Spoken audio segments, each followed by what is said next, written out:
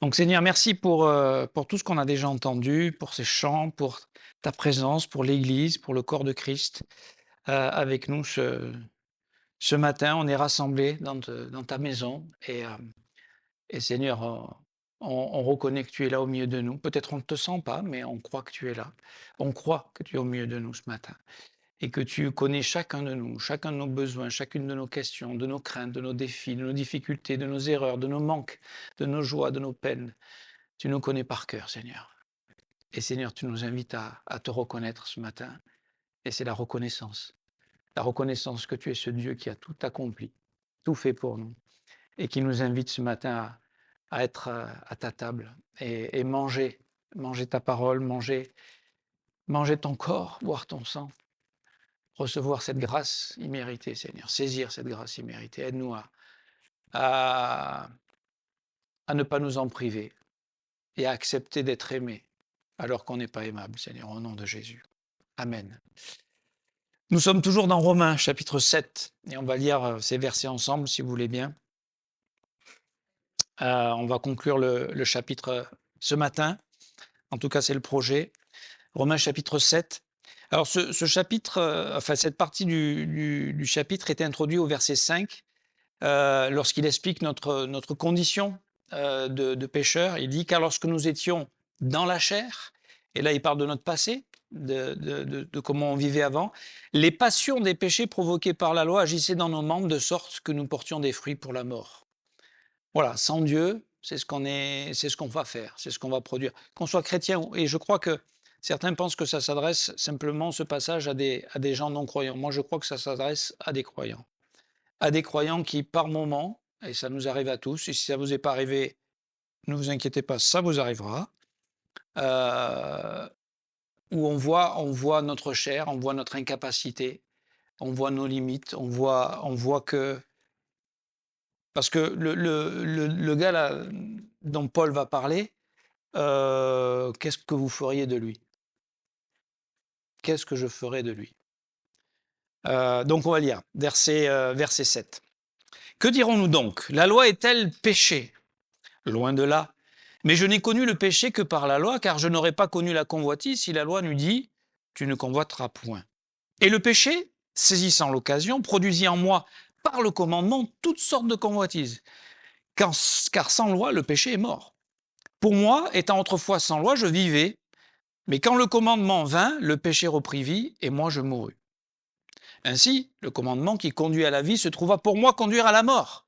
Car le péché, saisissant l'occasion, me séduisit par le commandement et par lui me fit mourir. La loi donc est sainte et le commandement est saint, juste et bon. Ce qui est bon a-t-il donc été pour moi une cause de mort? Loin de là. Mais c'est le péché, afin qu'il se manifestât comme péché, en me donnant la mort par ce qui est bon, et que par le commandement, il devint condamnable au plus haut point. C'est un peu compliqué tout ça, vous allez me dire, oula, oula. Pour résumer ce que Paul est en train de dire, c'est que, en fait, le péché, la loi, la connaissance de la loi attise le péché. Si on vous dit de ne pas faire une chose, tu as tout de suite envie de la faire. C'est comme ça. Voilà. Donc, dès qu'on a une connaissance de la loi, on a cette loi elle est pourtant elle est bonne. La loi de Dieu, elle est sainte, d'accord. Mais cette loi, en fait, ça révèle ça révèle le problème. C'est que le problème, c'est moi, c'est pas la loi, d'accord. Et c'est pour ça que Dieu n'a pas choisi d'enlever la loi pour nous délivrer de l'esclavage de la loi. Il a décidé de nous faire mourir. Et c'est ce que les versets précédents qui nous disent on était mariés à la loi, mais comme nous sommes morts par Jésus-Christ, parce que c'est notre identification par la foi à Christ, nous sommes morts avec lui, maintenant nous sommes mariés à Jésus-Christ. Et mariés à Jésus-Christ, mariage en général, c'est plutôt... alors, il y en a qui ont des expériences difficiles, mais c'est pas toujours simple non plus, je ne dis pas. Comme la vie d'ailleurs, c'est pas simple, célibataire ou marié, c'est compliqué, d'accord. Mais il y a l'amour. Dieu nous invite à une relation d'amour, d'intimité, de communion. D'accord? Ce qui était impossible parce que le voile nous empêchait d'accéder au lieu très saint, ben maintenant, le voile est déchiré par Jésus-Christ, par l'œuvre accomplie, et nous avons libre accès. Tous les hommes ont un libre accès à Jésus-Christ. Donc, verset 14, c'est ce qui va nous intéresser jusqu'au verset 25. Nous savons en effet que la loi est spirituelle. La loi, elle est bonne, elle est sainte, elle est spirituelle. Mais moi, je suis charnel, vendu au péché. Car je ne sais pas ce que je fais, je ne fais point ce que je veux, je fais ce que je hais. Vous arrivez à vous identifier un peu là? Or, si je fais ce que je ne veux pas, je reconnais par là que la loi est bonne. Je sais ce qui est bon, mais j'arrive pas à le faire. Je vais vous dire, Patricia n'est pas là. Je sais qu'il ne faut pas que je mange trop de sucre. Mais qu'est-ce que c'est dur? Surtout quand il y a des bons gâteaux, hein, des bons desserts. Donc, et maintenant, ce n'est plus moi qui le fais. Alors là, il est gonflé quand même. Ce n'est plus moi qui le fais, mais c'est le péché qui habite en moi. On reviendra là-dessus. Ce qui est bon, je le sais, n'habite pas en moi, c'est-à-dire dans ma chair. Donc là, on revient sur le fait que on est, c'est ce qu'il dit au verset 14, on est vendu au péché. Il n'y a rien de bon en nous. On va parler de la doctrine de la dépravation totale de l'homme. C'est important de bien l'entendre, de bien la comprendre et de bien la recevoir. Ce que l'homme d'aujourd'hui ne veut pas entendre, mais c'est pourtant ce que la parole de Dieu nous dit, et c'est la vérité. Donc, j'ai la volonté, mais non le pouvoir de faire le bien. Et on veut tous la paix dans le monde. Trouvez-moi une seule. Alors, il y en a peut-être, vous allez en trouver parce qu'il y a des cas quand même graves, mais on veut tous la paix. On veut la paix dans notre famille, on veut la paix dans notre mariage, on veut la paix avec nos enfants, on veut la paix avec nos collègues. Est-ce que c'est la réalité? On veut la paix dans le monde, mais déjà on n'a pas la paix avec nous-mêmes souvent. Donc c'est compliqué. Verset 19, car je ne fais pas le bien que je veux et je fais le mal que je ne veux pas. Et si je fais ce que je ne veux pas, ce n'est plus moi qui le fais, c'est le péché qui habite en moi. Et il revient encore, il met une deuxième couche. Verset 20. Je trouve donc en moi cette loi, quand je veux faire le bien, le mal est attaché à moi. Car je prends plaisir à la loi de Dieu selon l'homme intérieur. Donc oui, j'ai ce désir de vouloir faire le bien. J'ai le désir de ne pas vouloir manger trop de sucre. Mais, problème.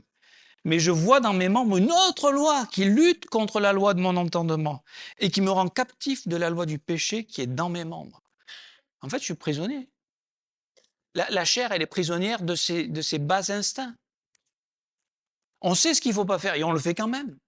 Tous ceux qui fument, ils savent que c'est pas bon pour leur santé. Aujourd'hui, c'est prouvé, démontré, c'est scientifique, c'est tout ça. Mais on le fait quand même. Misérable que je suis, qui me délivrera de ce corps de mort? Verset 25, grâce soit rendue à Dieu par Jésus-Christ notre Seigneur. Ainsi donc, moi-même, je suis par l'entendement esclave de la loi de Dieu et je suis par la chair esclave de la loi du péché.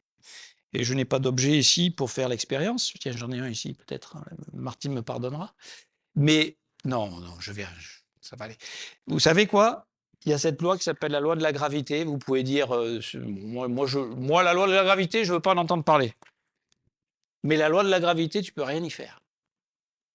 Tu vis sur la Terre, alors peut-être tu serais dans l'espace, plus loin de toute planète, en fait, tu serais quand même attiré quelque part, tu seras comment on appelle ça, comment on dit? Il n'est pas là, Nathanaël. En quoi? Tu serais peut-être en vie pas longtemps, mais alors à moins que tu aies un peu d'oxygène pour respirer. En orbite, merci. Merci Benoît. Tu serais quelque part quand même. D'accord? Parce que nos planètes, elles ne se baladent pas là-haut dans le ciel comme ça, n'importe où. Elles tournent elles sont toutes organisées, ça tourne bien comme il faut. Le hasard a vraiment bien fait les choses quand même pour que ça tourne aussi bien. Bon, allez, on y va. Ce que je voulais dire, c'est que qui c'est qui a écrit ça? C'est Paul. C'est Paul qui a écrit ça, et merci Seigneur parce qu'il a écrit ça. Parce que il est honnête et il est assez clair dans la description de cette lutte, que lui-même, je crois que c'est lui-même qui a cette lutte. On peut lire dans 2 Corinthiens 12, d'accord, avec cette épine, cette écharpe dans la chair qu'il a, et ses luttes, et sa faiblesse, et ses combats. Et je pense que c'est l'expérience normale d'un chrétien. On doit arriver dans ces moments-là. Ça veut dire, mais qu'est-ce qu'on fait avec ça? Est-ce que ça doit être notre quotidien? C'est là où on verra que ce que Dieu nous propose, c'est de vivre, que ce ne soit pas notre expérience de tous les jours. Mais des fois, ça peut arriver, où on lutte comme ça. Et donc, la vie chrétienne ne nous épargne pas les combats et des combats tels que celui-ci. Et je crois que tôt ou tard, on fera ce genre d'expérience plus ou moins similaire que décrit Paul. Et c'est intéressant que ce soit Paul, parce que Paul, c'est pas n'importe qui quand même. Si on regarde sa vie, si on regarde son ministère, si on regarde les fruits que Dieu lui a donnés, c'est un des grands serviteurs de l'Éternel. Peut-être parmi les plus grands dans les chrétiens. Je ne sais pas si on se compare, hein, on n'a pas besoin de se comparer. Mais en tout cas, c'est un homme qui a consacré sa vie au service de l'Évangile et à Dieu. D'accord?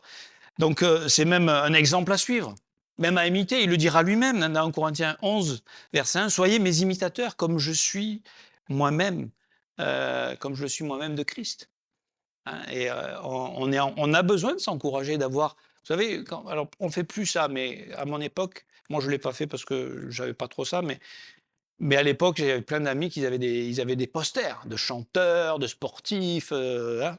On avait des idoles, hein, des exemples à qui on voulait ressembler. Ben nous, on en a des exemples dans le corps de Christ. Et on n'imite pas les gens, on imite leur foi dans le livre d'Hébreux. Hein, on imite la foi. Et on imite la foi parce qu'eux, ils ont cette foi en Christ et ils marchent avec Christ. Et ça nous inspire. D'accord? Donc, j'aimerais vous dire que Paul, c'est un exemple quand même. Et pourtant, regardez comment il explique que par moment, je veux dire, c'est pas le gars charnel qui fait n'importe quoi de sa vie.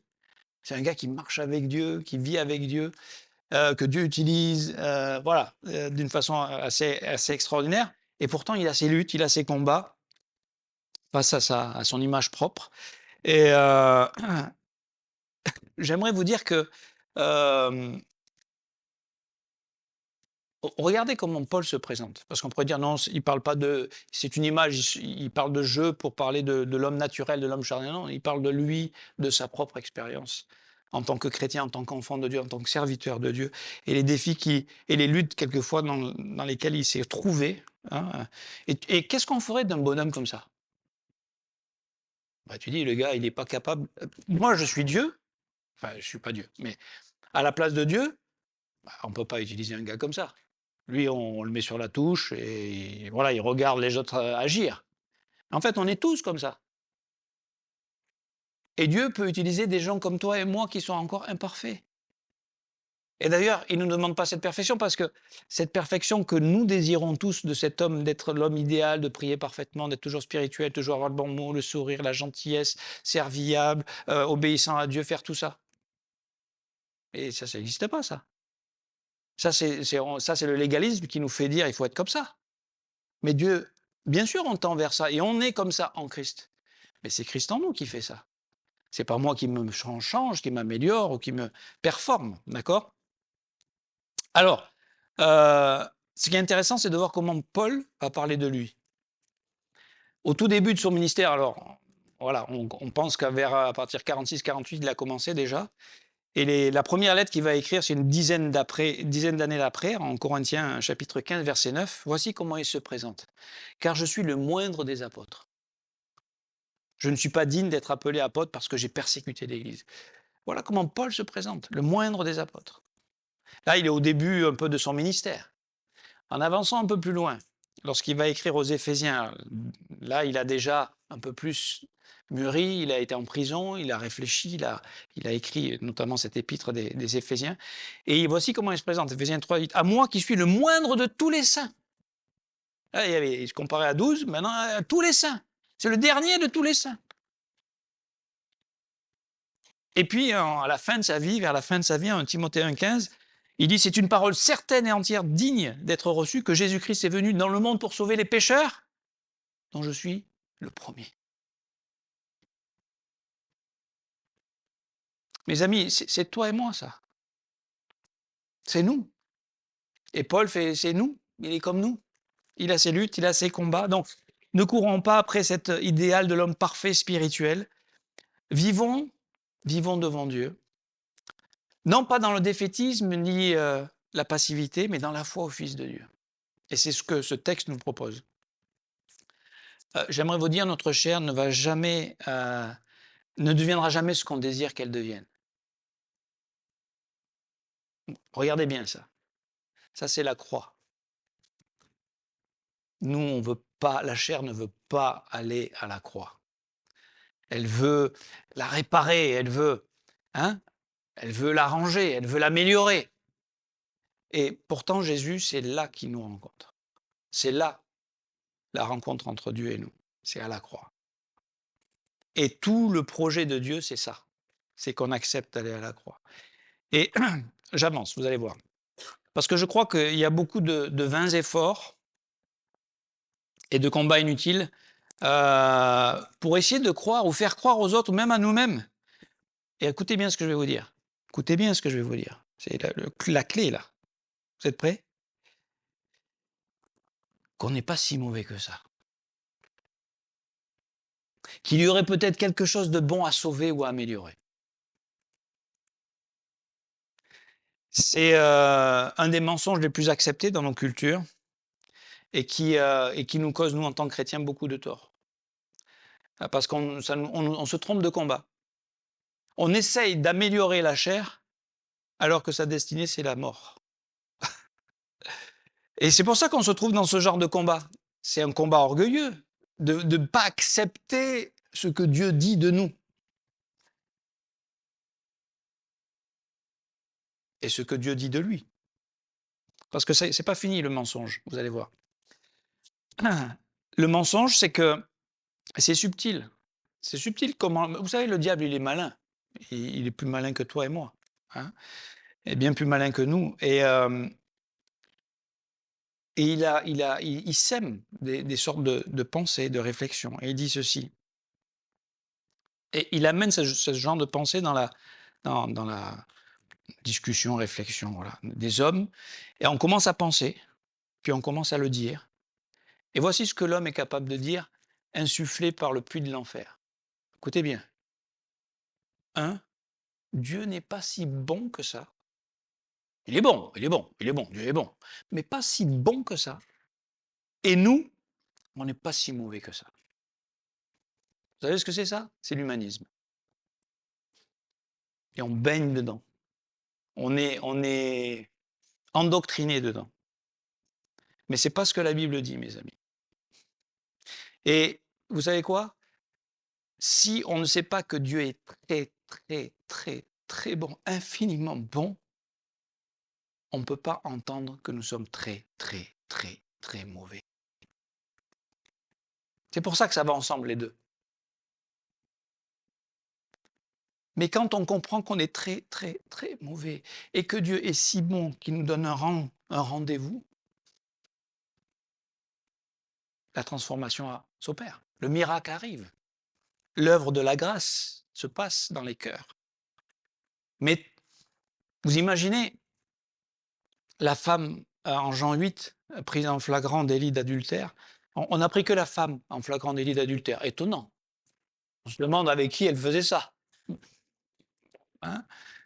Certains pensent que c'était peut-être un pharisien. En tout cas, elle sait, elle. Tout le monde sait. Et elle aussi, elle sait qu'elle n'est pas digne. Elle a compris qu'elle est très, très, très pécheur. Mais elle rencontre la grâce. Elle est pardonnée, affranchie, libérée. Ça, c'est la vie à laquelle Dieu nous invite. D'accord? Zachée, très, très, très, très pécheur. Lui, c'est un comment on dit, un collabo. Lui, il ne devrait pas exister même, il faut le tuer. Et Dieu, il dit, je vais venir chez toi et le salut va rentrer dans ta maison. Vous comprenez? Si on n'a pas compris qu'on est très, très, très... On n'a pas compris l'évangile, la grâce, l'œuvre accomplie. On est dans ce combat-là. Et on joue un jeu religieux. Mais il n'y a pas Dieu dedans. Pas encore. Jusqu'à ce qu'on accepte et qu'on comprenne. Et si on va plus loin, imaginez le jeune homme riche. Pourquoi il repart tout triste? Parce que lui, il n'a pas compris qu'il est très, très, très pécheur. Lui, il pense qu'il arrive quand même un peu à faire les bonnes choses. Lui, quand même, il a accompli beaucoup de choses, lui. Il tient la loi, lui. Il respecte la loi depuis sa tendre enfance. Puis il est riche, il est béni par Dieu. Il n'a pas encore compris. Il n'a pas encore compris. Et ce que je vous dis là, c'est que au tout début de l'Église, ce que je suis en train de vous dire, ça a déjà commencé. Le diable a déjà commencé à semer ça. Puisque avec les Galates, le diable vient les troubler en disant, oui, bien sûr, on est sauvé par grâce, mais maintenant quand même, il faut qu'on fasse quelque chose.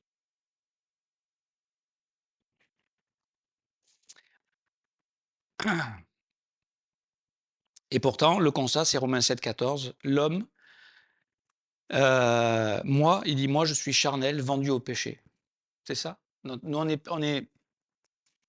est malade, de la tête aux pieds, hein, Ésaïe 1, 5. Donc, c'est la vérité. Hein, Jérémie 17, 17, 9 aussi. En fait, quand on lit ça, on se rend compte que nous sommes incapables d'obéir à la loi de Dieu.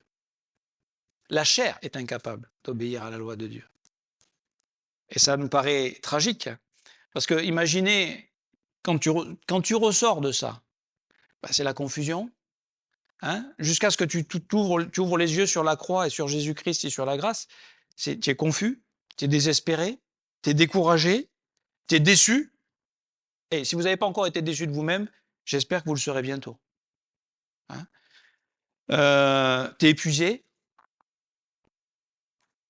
après une telle expérience comme ça. C'est comme ça. Hein, et parce que j'aimerais vous dire, aucun d'entre nous est capable d'atteindre un seul standard de Dieu. On ne joue pas dans la même cour. Nous, on est limité, on est fini, on est enfermé dans le temps. On a un Dieu qui est infini, qui est parfait, immuable et éternel. Je veux dire, on n'a pas les mêmes mesures. C'est impossible d'atteindre son standard. C'est impossible d'atteindre Dieu. J'aimerais vous dire, on est incapable de nous présenter devant Dieu. Personne ne peut se présenter devant Dieu. Et c'est une tragédie. Mais j'aimerais vous dire, c'est une tragédie salutaire. C'est une tragédie salutaire de constater notre indignité. Hein, Jérémie 17, 9, le cœur est tortueux par-dessus tout, il est méchant. Qui peut le connaître? Pourquoi salutaire? Parce que c'est arrêter d'essayer orgueilleusement de nous approcher de Dieu par nos efforts, nos œuvres, nos sacrifices, et de commencer à accepter simplement par la foi la vérité de la parole de Dieu. L'homme est foncièrement mauvais et Dieu est infiniment bon. C'est ce qui nous donne une espérance. Elle ne s'appuie pas sur quoi que ce soit de nous, elle s'appuie absolument 100%, 200% sur la personne de Jésus-Christ, l'œuvre de Jésus-Christ, le caractère et la nature de Dieu. Dieu n'est pas juste assez bon ou un peu bon, hein, et nous pas trop mauvais, ça c'est un mensonge. Et ce texte-là est en train de nous dire ça. J'aimerais vous dire, on n'était pas juste un peu perdu, hein, et puis on était en train de se noyer, puis on nous donne un cours de natation, puis maintenant on va s'en sortir. Jésus n'est pas venu de nous donner un cours de natation. Je veux dire, on était au milieu de l'océan et on était en train de se noyer, et si Dieu ne vient pas nous chercher et nous prendre, c'est fini pour nous. D'accord? Ça, c'est important. Dieu est infiniment bon, gracieux envers tous les hommes, et la croix est notre lieu de rendez-vous. Et c'est là que, quand on a goûté ça, l'homme intérieur sait, on sait, on a touché la vérité et la grâce. La vérité est dure à entendre, mais la grâce nous donne une porte de sortie et un avenir. Et c'est là que la vie se transforme. Le Dieu de toute grâce, connaître ce Dieu, connaître la grâce de Dieu, c'est l'objectif. Hein. Dans Jean chapitre 17, verset 3, Jésus dit, et la vie éternelle, c'est qu'ils me connaissent. S'il y a une chose que vous devez avoir comme objectif dans votre vie, pour votre vie personnelle, c'est pas faire ceci, faire cela, réussir ceci ou cela, c'est de connaître ce Dieu-là. Pas selon vos idées petites et limitées, mais selon la vérité révélée dans sa parole, par la puissance du Saint-Esprit. Parce que Dieu veut nous élargir jusqu'à l'éternité. Jusque dans l'éternité, avec une vision tellement... C'est ce qui nous touche en fait. C'est ce qu'on a chanté, c'est ces chants qu'on a chantés pendant la louange. D'accord? Ce Dieu qui rêvait du jour où il pourrait nous aimer. C'est pas qu'il a commencé à nous aimer, c'est qu'on n'existait pas encore. On existait dans son cœur. Vous vous rappelez? Moi, quand j'étais petit, quand on regardait les photos de famille, et que j'y étais pas parce que j'étais pas né. Je disais, mais je suis où, moi? Et ma maman me rassure, elle me dit: «Mais tu es dans mon cœur, tu étais dans mon cœur». Avant même que j'existe, Dieu m'aimait. Et il est rêvé du jour où j'allais naître, d'exister pour pouvoir m'aimer. Et Dieu m'aime. Vous allez dire: «Mais pourquoi tu aimes ce Paul-là? Qu'est-ce qu'il a? Qu'est-ce que tu trouves d'aimable en lui? Qu'est-ce qu'il fait? Il sait pas ce qu'il fait. Il fait ce qu'il veut pas, il fait pas ce qu'il doit faire». Hein, les péchés, vous savez, c'est pas simplement les mauvaises choses qu'on fait qui sont le problème. C'est aussi les bonnes choses qu'on fait pas. Parce que nous: «Oh, moi j'ai rien fait de mal». Ouais, non mais et toutes les bonnes choses que Dieu te demande de faire que tu fais pas? Là, si on commence à les compter, mes amis, oh, oh, oh, oh, oh, et on n'en finit plus, hein. Mais qu'est-ce qu'il trouve aimable? J'ai une bonne nouvelle pour vous. L'amour de Dieu procède de Dieu. C'est parce que Dieu aime qu'il nous aime. Et parce que Dieu et cet amour est capable, cette grâce est capable de transformer un pécheur, un grand pécheur, un vrai pécheur que nous sommes, en un saint, comme lui. C'est le projet de Dieu, façonné à son image, n'est-ce pas? Alors, cette grâce, alors premièrement, elle nous est donnée alors qu'on ne la mérite pas. Parce que si déjà on met une histoire de mérite un peu, non mais moi, Dieu m'a sauvé parce que finalement je suis un peu, je suis gros, ouais, je suis un gros pécheur, mais pas comme lui ou comme elle. Moi quand même, ouh. Hein, moi j'ai pas fait ceci, j'ai pas fait ça, je suis pas un pédophile, moi, oh, quand même.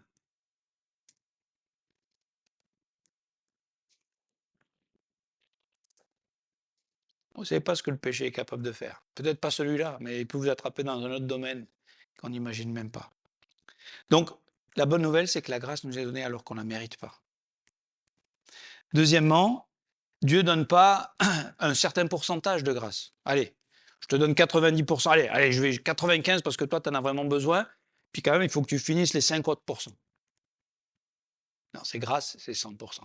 Le chemin, c'est lui qui l'a fait du ciel jusqu'à nous, sur la terre.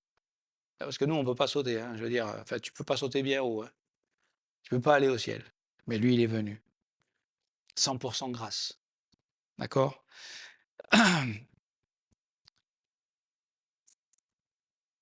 Cette grâce aussi, elle est pas donnée à certains et retenue pour d'autres. Tu dis: «Oh non, mais moi je suis pas pasteur Jean, lui il a la grâce, mais moi» non, la grâce elle est offerte à tous les hommes, 100%, tous.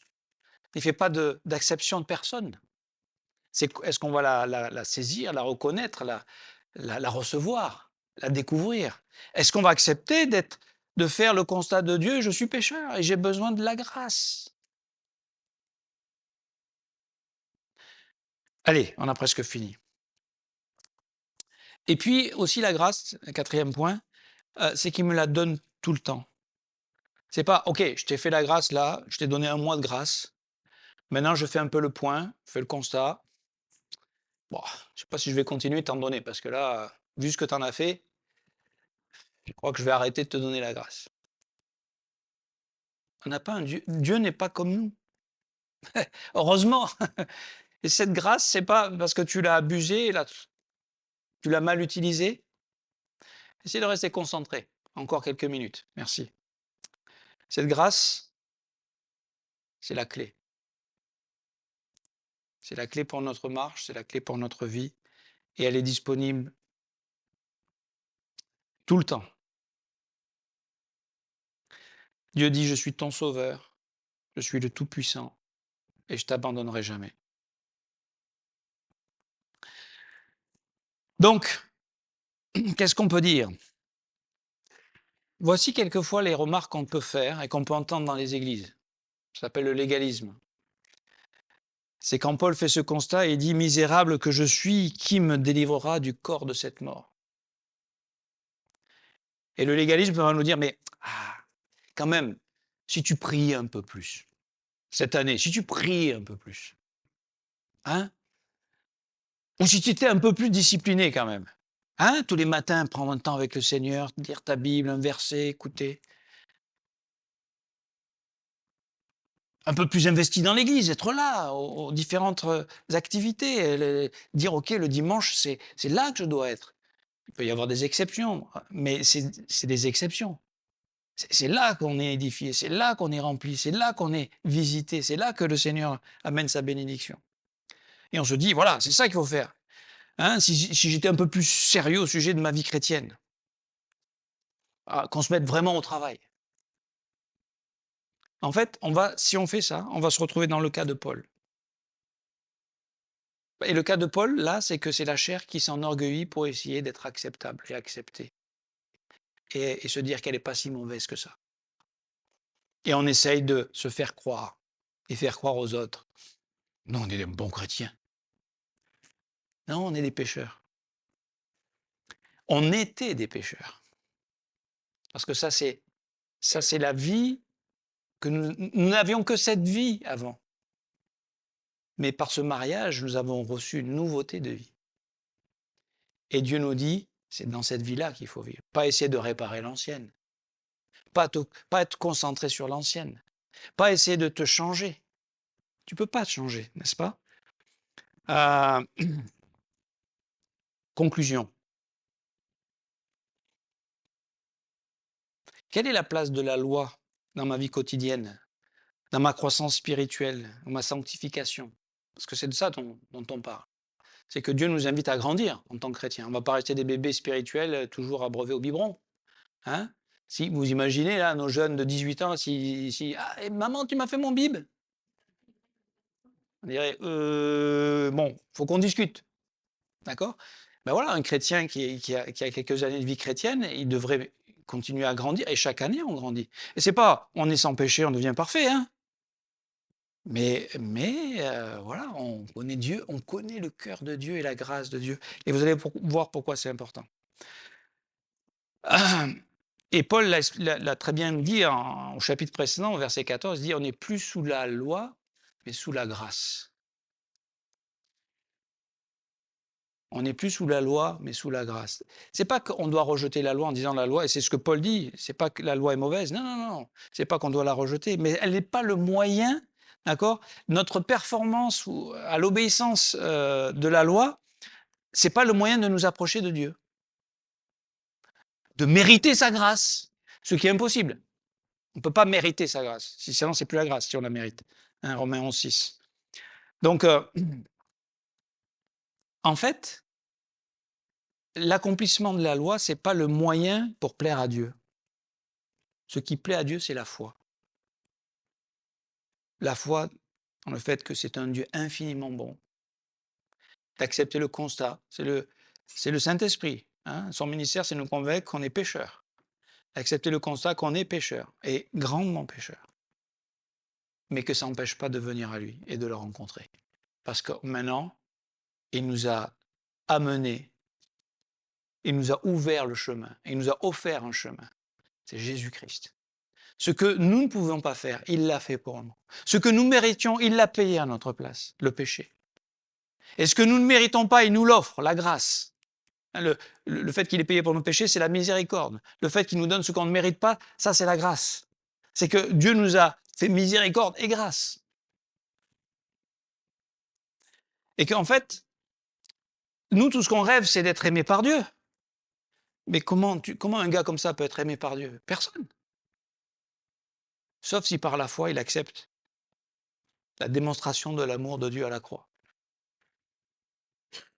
Et il accepte par la foi de venir tel qu'il est devant ce Dieu-là, qui est saint, on l'a chanté ce matin, qui est inatteignable, et pourtant maintenant, il est accessible. Et je n'ai rien à présenter je n'ai pas un parfum, un bel habit, une cravate, j'ai rien à offrir pour être accepté. Je présente Jésus-Christ, le sang de Jésus, qui m'a sanctifié une fois pour toutes. Donc la loi, il le rappelle dans Hébreux 7, 19, elle n'a rien amené à la perfection. Ce que je veux dire, c'est que notre relation à la loi, c'est important. On n'est pas dans un système où on va vous conformer à être comme ceci, comme cela. On est dans une église vivante qui vous encourage à connaître ce Dieu-là, à vous approcher de ce Dieu-là. Et vous allez, sans vous en rendre compte, quand vous êtes en communion avec ce Dieu-là, accomplir la loi de Dieu. C'est le résultat de la communion. Ce n'est pas le moyen pour avoir la communion. D'accord?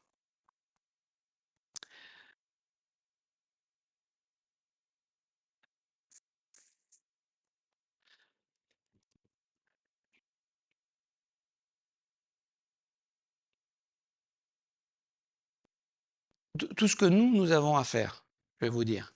Et c'est à quoi je veux vous encourager cette année 2026.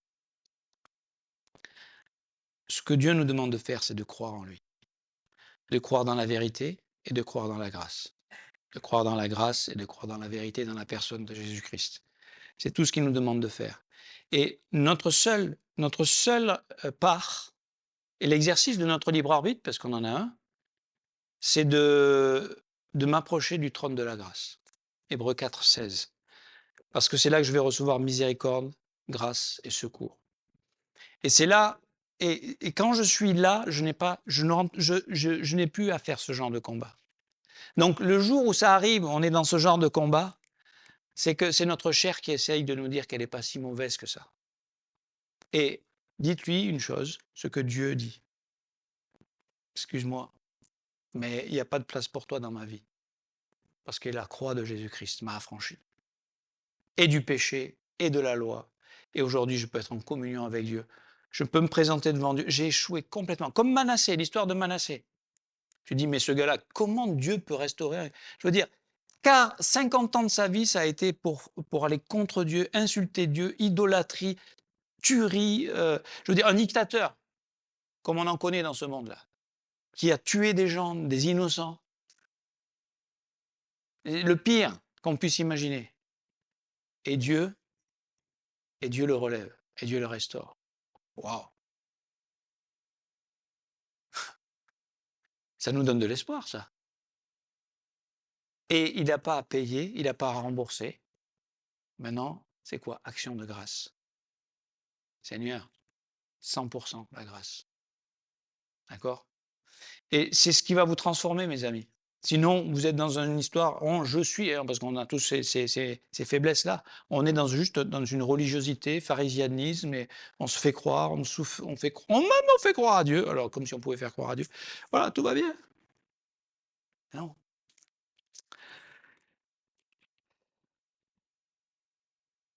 Parce que quand je vis dans la communion du Saint-Esprit, donc quand je suis à ce trône de grâce, je vis dans la communion du Saint-Esprit. Si nous vivons par l'Esprit, ben on va aussi marcher par l'Esprit. Galates 5, 25 et Galates 5, 16. Et si je marche selon l'Esprit, ben je n'accomplis plus les désirs de la chair. La bataille, c'est fini. Il n'y en a plus de bataille. Parce que je suis rempli, je suis en Christ. Et c'est Christ qui vit en moi. Et la victoire sur le péché, c'est comme ça qu'elle s'opère. C'est pas en serrant les fesses et en essayant. Non, c'est parce que je suis rempli de Dieu que je ne pêche plus. C'est pas j'essaye de ne plus pécher pour être rempli de Dieu. Et aujourd'hui, c'est possible ça. C'était impossible avant, mais par Jésus-Christ, c'est possible aujourd'hui. Et Dieu me dit, crois ça, vis ça, découvre ça. Hein? Sois rempli du Saint-Esprit. Voilà.